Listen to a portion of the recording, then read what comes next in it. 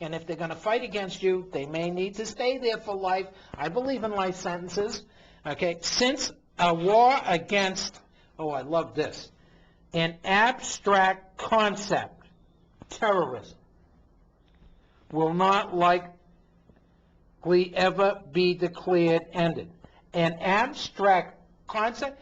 You think the towers were abstract and the people that died there, Ms. Berrigan, was abstract? That's about as abstract as you, right? The blood was make-believe. What's the abstract concept of terrorism?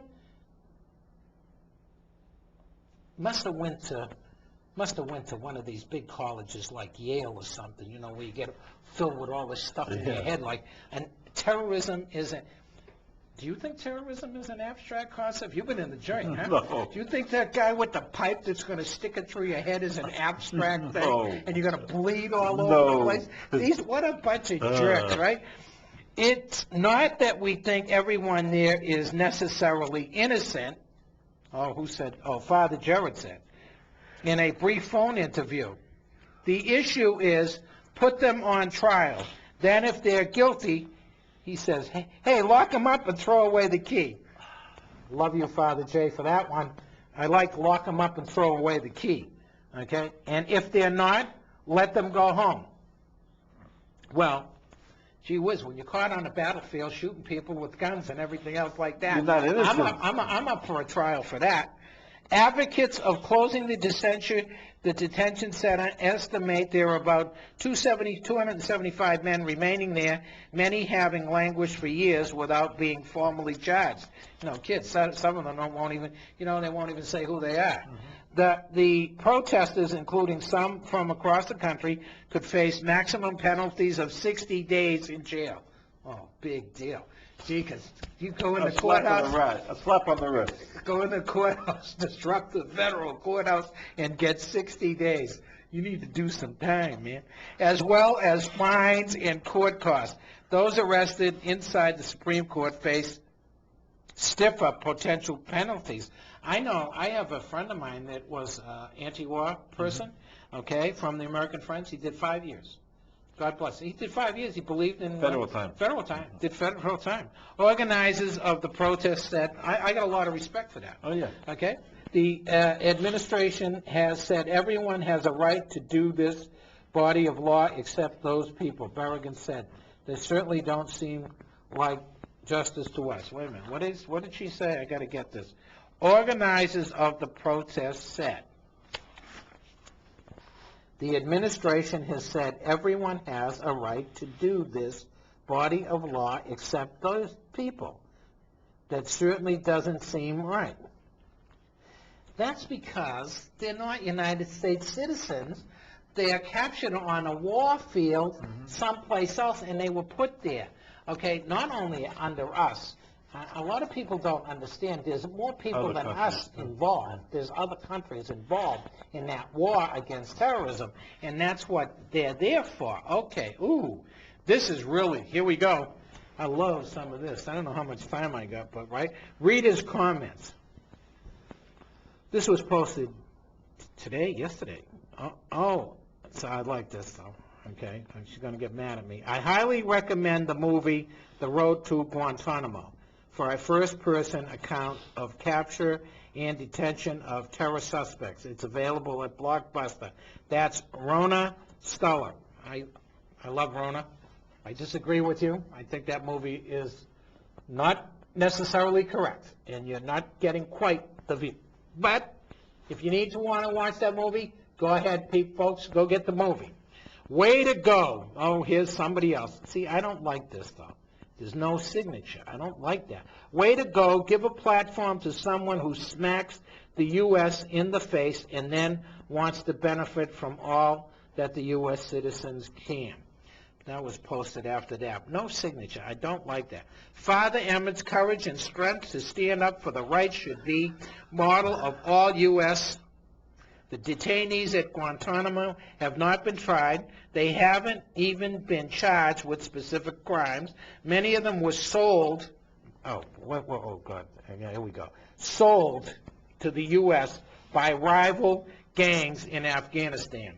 I don't know what you're smoking, pal, okay, but I don't know if you got anybody on the ground over there. I got several, okay, and the U.S. ain't buying slaves anymore. Nobody was sold, including a bunch of Yoga Chinese, quite a few teenagers, and at least one taxi driver. Oh, this guy's really smoking.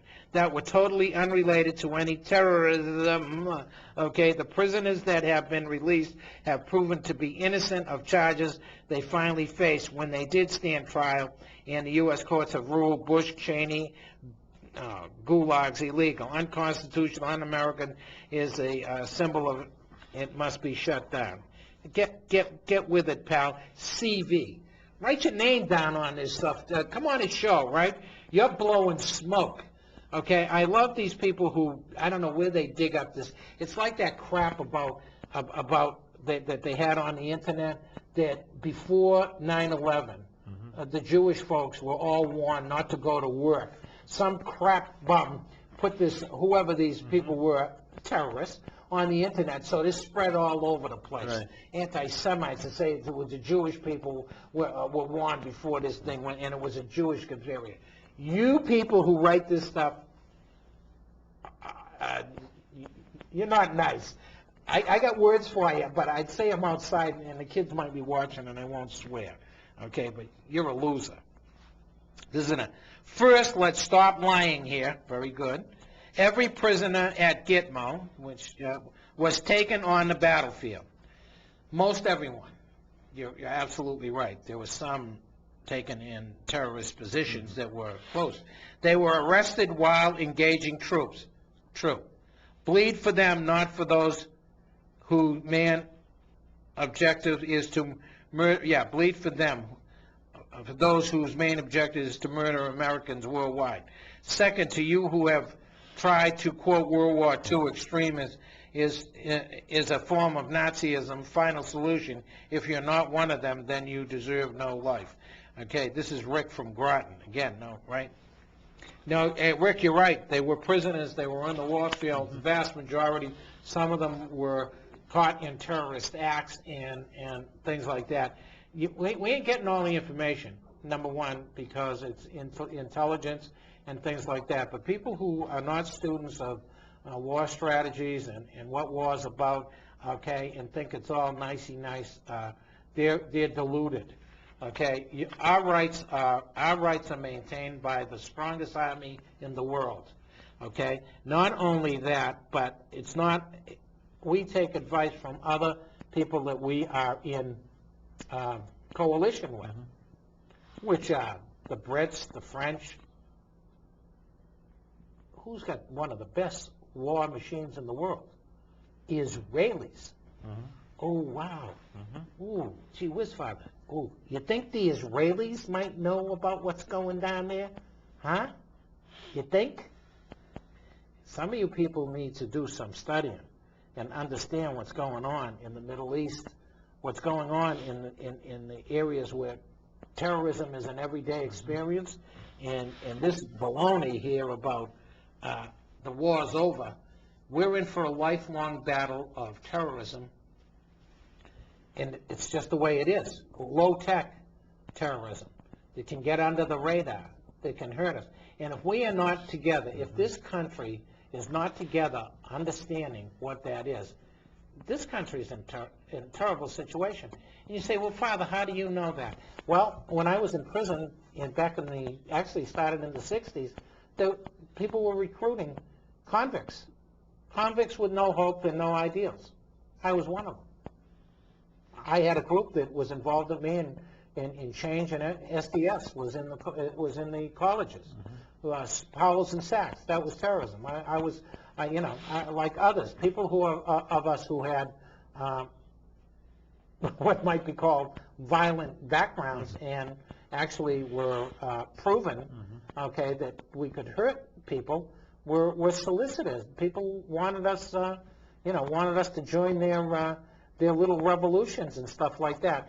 But a lot of them didn't realize Father's Italian, okay? And I belong to an Italian group that believes this is the greatest country in the world. the greatest country in the world. My father, 2 Bronze Stars, Marine. I would have been a Marine, but he wouldn't let me go